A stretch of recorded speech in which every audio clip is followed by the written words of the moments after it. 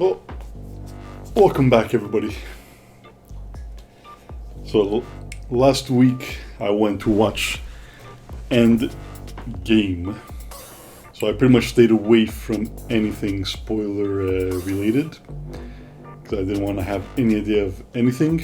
So, as you all know, Thanos is, apart from Batman, my favorite comic book character. I watched the original Avengers Infinity War, and I absolutely loved it. I saw it so far at least 3 times, and I'm going to likely watch it again. It is that great of a movie. I'm going to try and make this a spoiler-free video for Endgame, for anybody that has not watched it, but no promise, my videos are always off the cuff. So the first Avengers Infinity War, I absolutely freaking loved it. Thanos, yes, was the villain of the movie, but they did something very remarkable with the character of Thanos. Even though he was a villain, they made him very relatable and empathetic. Especially when he realizes what he has to do to accomplish his goal. And yeah, I actually did cry at that moment with Gamora. It was actually pretty emotional. I've been invested in the comic book series since I was a kid, a teenager. I think it's when it first came out.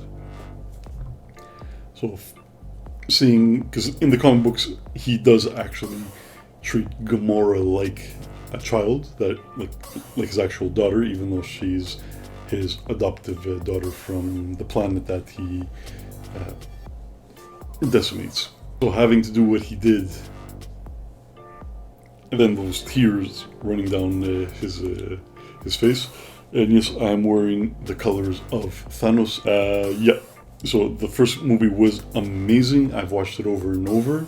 So Thanos was a very deep character, just like he is in the comic books. I would say they even made the character deeper in the movie.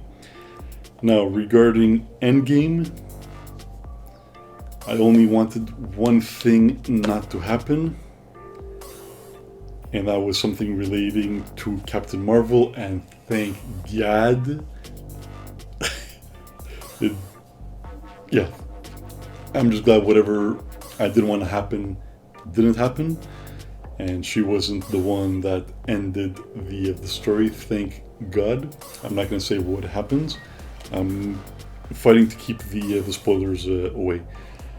So regarding this movie, Thanos was still a great character, but completely not the same character as he was in Infinity War. And at first I didn't actually like it, and I was actually a little bit upset because they pretty much made Thanos a base villain in this movie, until I started talking to my little sisters, and thanks to them, actually, I realized actually it was a necessity. Thanos is inevitable. Thanos had to become the actual base villain of the movie because that's what he actually was prior to Infinity War.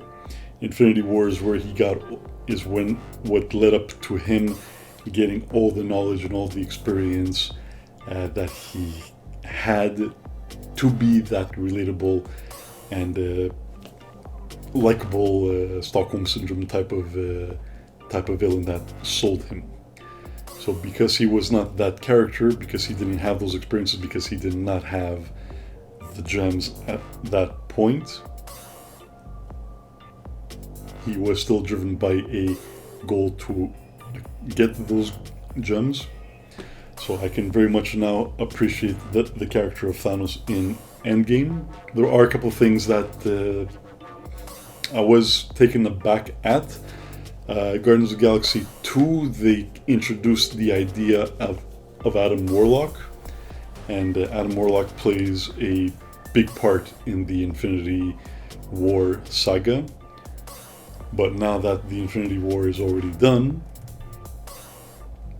I don't really see any point to introduce Adam Warlock in any upcoming movies, because he was created for the Infinity War. And then you have obviously the Magus trilogy, the Magus character as well.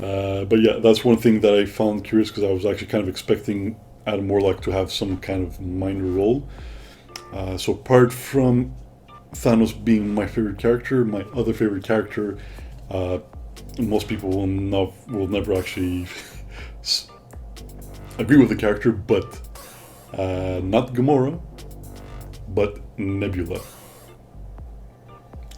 So Nebula was Thanos' other daughter, but she was more of a daughter, of an actual daughter, since he actually created Nebula, from what I remember. And even though you might think that Thanos actually hates Nebula, he actually loves Nebula as well, like a daughter. But the dynamic between Gamora daughter and Nebula daughter is vastly, vastly different. He raised them both with completely different sets of parenting, if you want to call it parenting styles. So with Gamora, he showered her with love and attention. Like even in the comic books, he actually gave her Christmas.